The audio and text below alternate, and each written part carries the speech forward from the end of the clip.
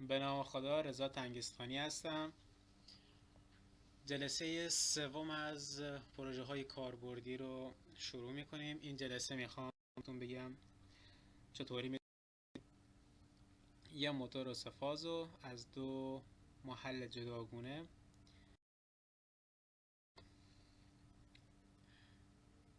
خیلی خوب، قبل از اینکه وارد برنامه نویسی بشیم من میخوام شکل رو بهتون نشون بدم که به چه صورت ما باید سیم بندی هامون رو انجام بدیم.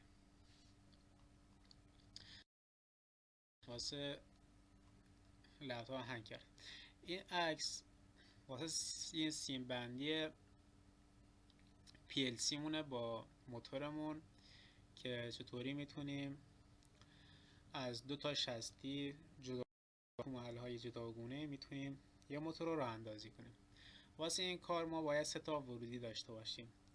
یکی این که از مثبت میگیریم، همه مثبت میگم دیگه، مثبت فاز DC، به قولی مثبت DC از همین CPU مون 24 ولت DC مون از اینجا میگیریم میدیم به استارت هامون، به سه تا استارت هم که البته یکیش استوب میشه دیگه.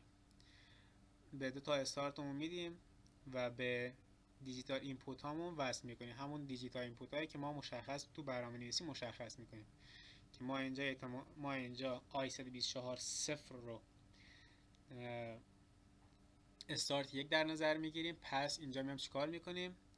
مثلا استارت یکمون رو به بیت صفرم اینجا اینپوتمون وصل میکنیم. استارت دومون رو به i124 یک وصل میکنیم. پس اینجا این قسمت رو وصل میکنیم به بیت یکمون و اینجا هم استوپمون هستش که ما i124.2 رو میدیم به استوپ که استوپ میشه چی؟ اینجا این قسمت رو وصل میکنیم به بیت دوممون. خب اوتپوتمون هم میذاریم q124.0. پس ما اینجا از بیت صفرم اوتپوتمون میگیریم میاریم میدیم به آیک کنتاکتورمون، کنتاکتور دیسی مون که تغذیهش 24 ولت دیسیه. آدوش هم که میدیم به همین منفی خود سی پی یو، خود پاور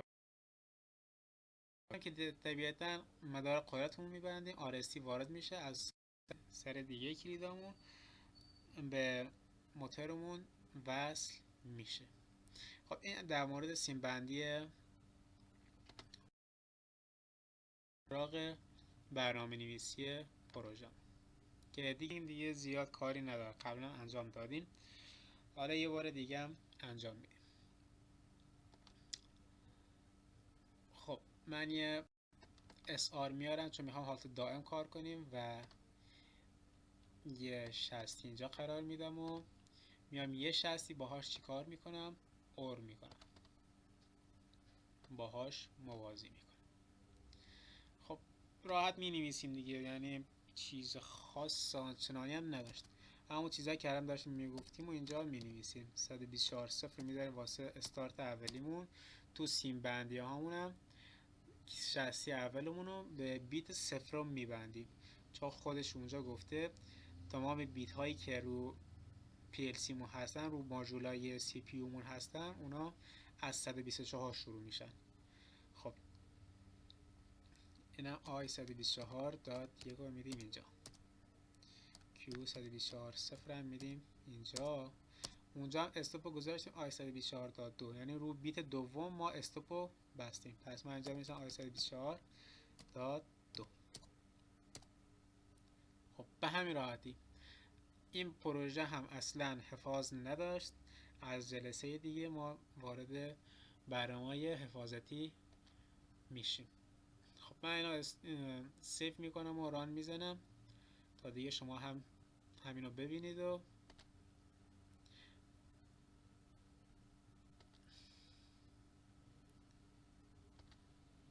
بعدم سعی میکنیم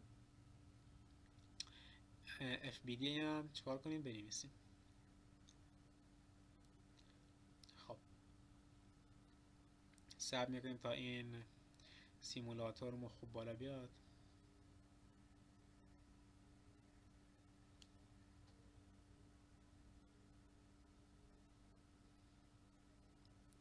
همیشه سعی کنید سیمولاتور تو حالت،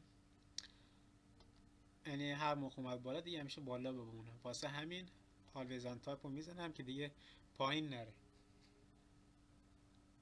ببین دیگه من الان هر صفحه باز کنم دیگه پایین نمیره، زیر اون نمیره. خب من یادم رفت اینو دانلود کنم.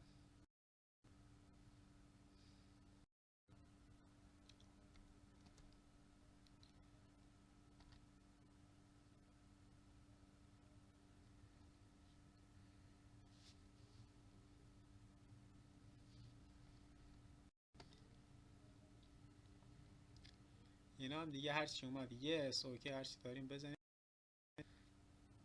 زودتر اینا ازشون خلاص شیم.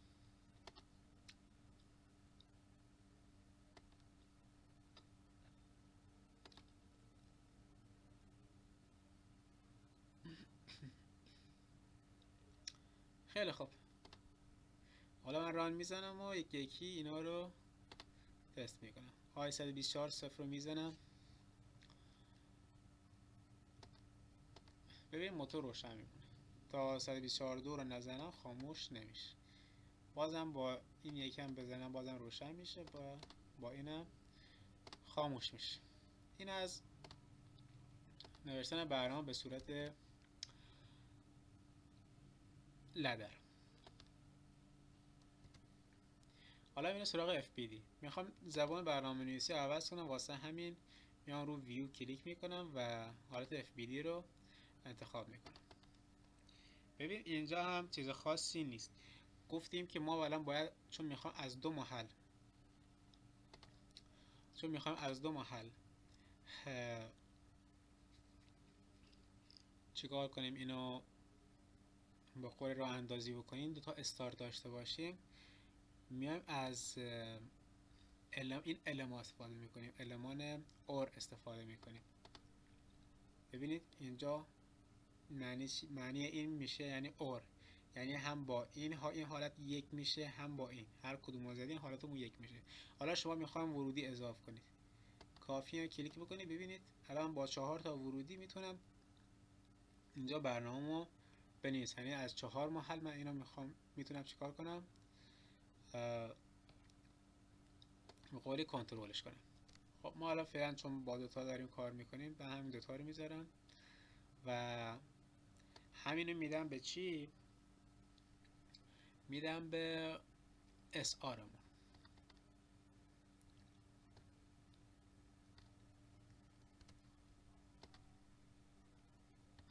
میدم به SR مون. به همین راحتی دیگه تموم شد. این حالت FBD بود. کافی فقط بنویسم آی 124.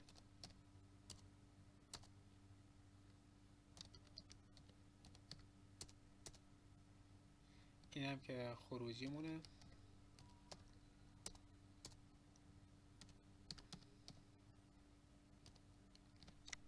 ببخشید آی 2. خب برنامه اینم نوشتیم، سیو میزنیم و حالا میایم دوباره اینو چیکار میکنیم، دانلود میکنیم.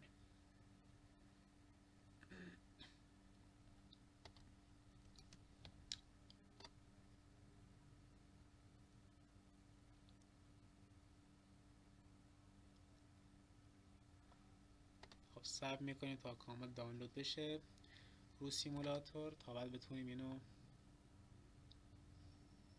نتیجه رو ببینیم.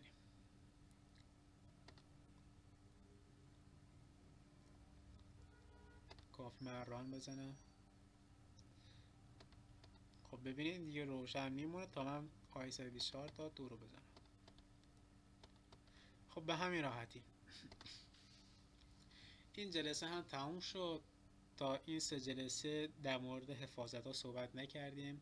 تا اینجا هم شما خودتون میتونستین بنویسین، کار خاصی انجام ندادیم. حالا از جلسه دیگه ما میایم برنامه حفاظتی واسه راه اندازی یه موتور دائم کار رو میگیم و بهتون میگیم به چه چیزهایی نیاز داریم و چگونه در مورد اینا باید فکر کنیم تا بتونیم یه برنامه خوب جامعه واسه پروژه‌مون بنویسیم. امیدوارم این جلسه هم مورد رضایت شما قرار گرفته باشه.